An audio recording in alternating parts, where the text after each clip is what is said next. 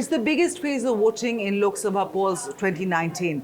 By the end of today, 302 seats of the 543 constituencies will have finished voting, which means a majority of seats, the fates of the candidates in a majority of the seats would have been decided.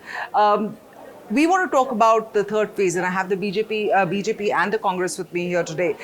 We want to talk about what is the sense that you're getting? A majority of the seats have already been polled. What is the sense that you're getting of the situation on the ground right now? Look, now the voting is taking place in the heartland and where we have our stronghold. So means we are sensing that there is an undercurrent in favor of Mr. Modi. Modi factor is working. What he did in last 5 years. Okay, so now the Modi wave is called the Modi factor. Modi factor, Modi wave, everything is means Modi means we ask, asking definitely we are asking for vote on the works of Prime Minister Modi has done. Even in 2014 we went in election on Modi factor, Modi wave, because after elections you people will write that there was a Modi wave, and I'm saying that today there is a undercurrent because you will not accept that there is a Modi wave. That's why. So there is undercurrent. What we delivered in last 5 years, we are asking for vote on those issues. Definitely security, national security, because this election are happening in the background of Pulwama and Balakot, and we have given a new security doctrine. So security, nationalism and good governance, what we call it Antyodaya, the person standing last in the queue should be get all the benefits of government policies, authoritative allocation of values, and we have ensured authoritative allocation of values in last 5 years, means at the bottom of pyramid. So there is undercurrent, and that we are sensing, and we will definitely win this election. There's a dramatically opposite view that your opposition has. You talk about the work done by the Modi government. They talk about the non-work of the Modi government. Would you like to come in at this point? Absolutely, Aditi.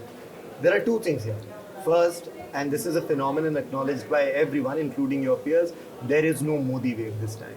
There are BJP leaders who are trying to convince you there's a Modi tsunami without understanding what the word tsunami actually means. It's not a good thing. But there is no wave in favor of Mr. Modi this time. In fact, there is an undercurrent of disappointment and bitterness. The average Indian is incredibly smart. They are not going to come out and tell these people when they are standing over them and saying, "हमारे लिए vote करोगे कि नहीं?" कि हाँ sir, हमारी राय ये है.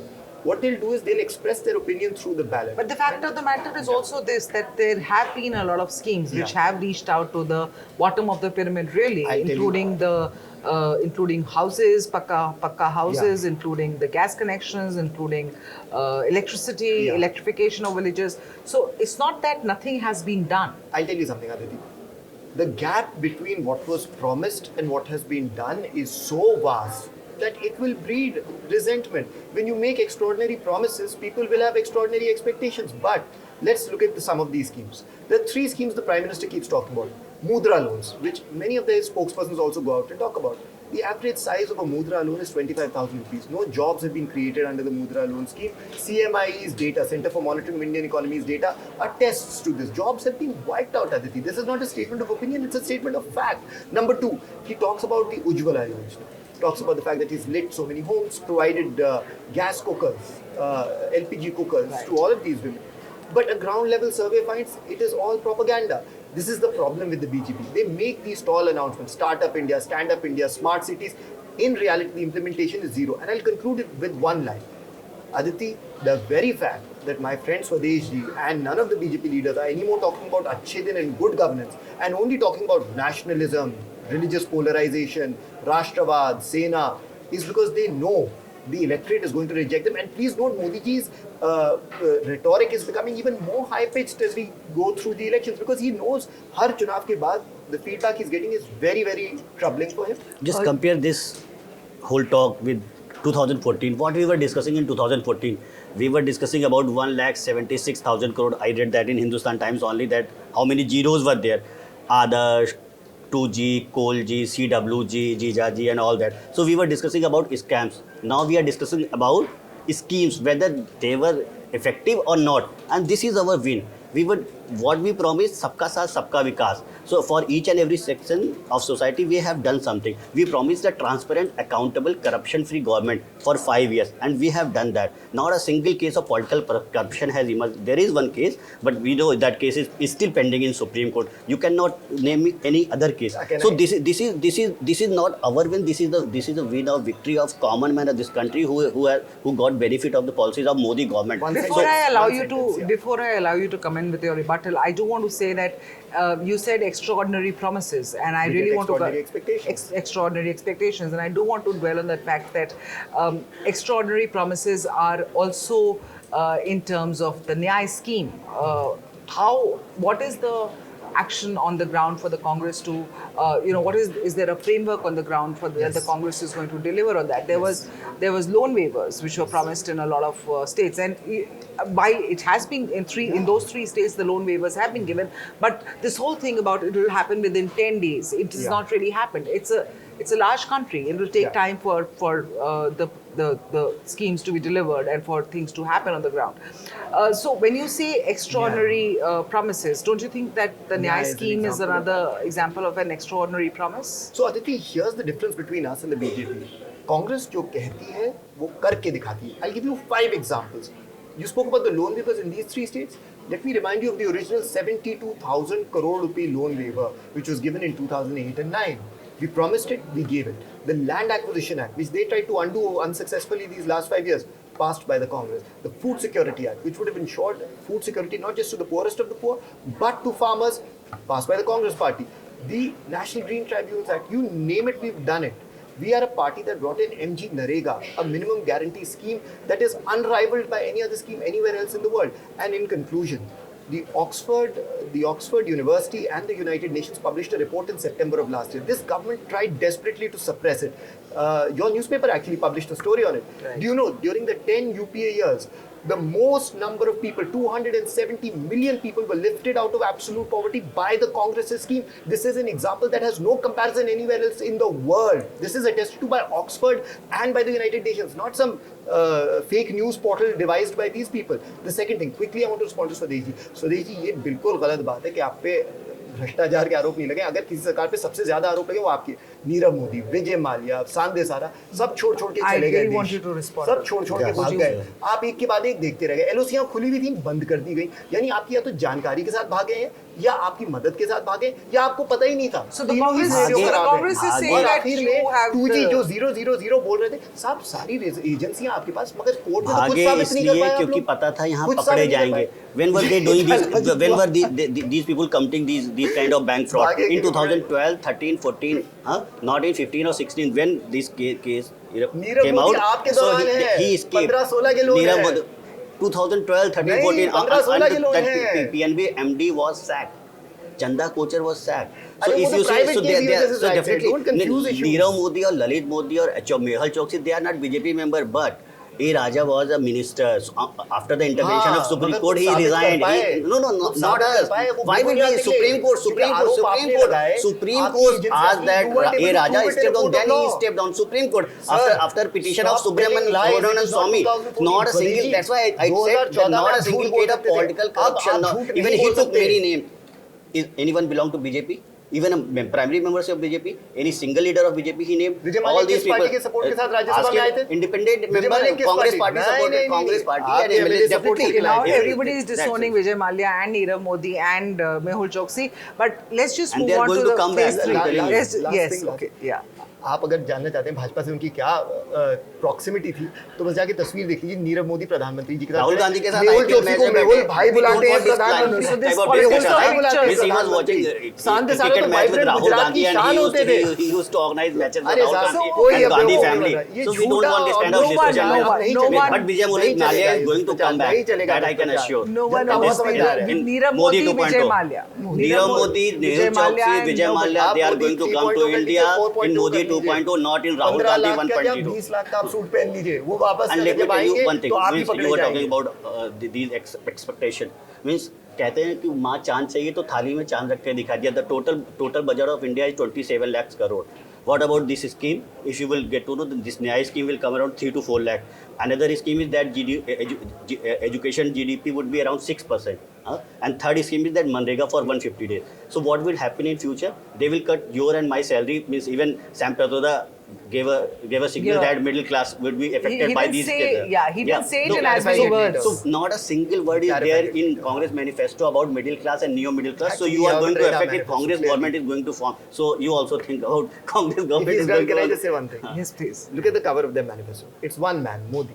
Look at the cover of our manifesto. It's the people of India. Read the contents of our manifesto. We put in a lot of thought and effort. Gandhi was not happy. Sonia Gandhi was not happy because Rahul Gandhi. It was in Indian Express that she is not happy because Rahul Gandhi's photo was smaller. If he's going to interrupt, then I'm going to speak louder.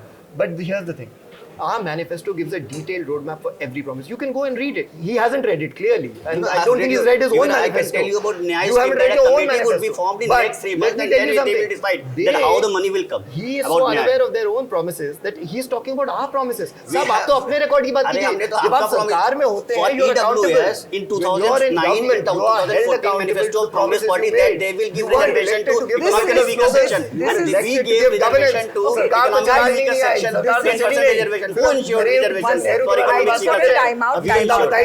We have not. This is not a television studio, so we will not feel. This is a digital platform, and this is not a television studio, and this is not about shouting down each other. This is about actually discussing issues and bringing them out and bringing your points of view out, respective parties. Bring out this side of us. Both sides, absolutely. So I just want to move on because this is a never-ending debate. Because this is I just want to move on to the cases of EVM malfunctions, supposedly in favor of a particular party, that have occurred in this phase of voting.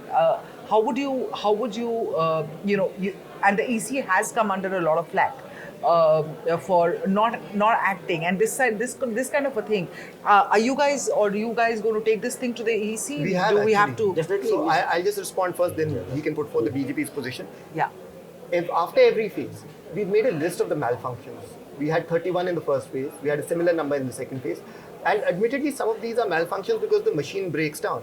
But as you rightly pointed out, there are instances, and today we are getting reports from Shashi Tharoorji's constituency in Trivandrum, and he personally went and inspected. It's not some Congress worker who's, say, crying wolf. The button was stuck on the BJP. When he brought this to the attention of the returning officer, he said, "Nahi sab, machine kharab ho gayi, that's why it's reflecting BJP." That may well be the case, but Aditi, tell me this. Every time a machine malfunctions, it benefits the BJP.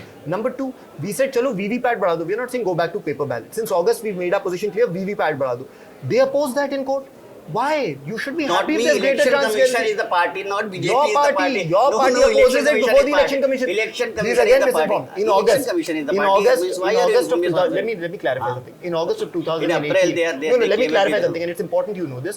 August of 2018, your party, my party, every single party was invited by the Election Commission. I represented my party. I think one of your senior leaders from Delhi represented you. You guys spoke against VVPATs. We were the only, we and every other opposition member spoke in favor of VVPATs. Election Commission. I'm not representing. Why are you afraid of accountability? Indian Statistical Institute has said that if we will have a sampling of 4,395 of VVPAT, then there would be a perfection of 99.336%. Okay, and what they were saying on 10th of April, 8th of April, when election was going to happen on 10th of April, that there would be 50% VVPAT. Whether that was possible, 21 parties said that. So that was the position of Election Commission on the basis of report by ISI, Indian Statistical Institute, that we will be having this much of perfection.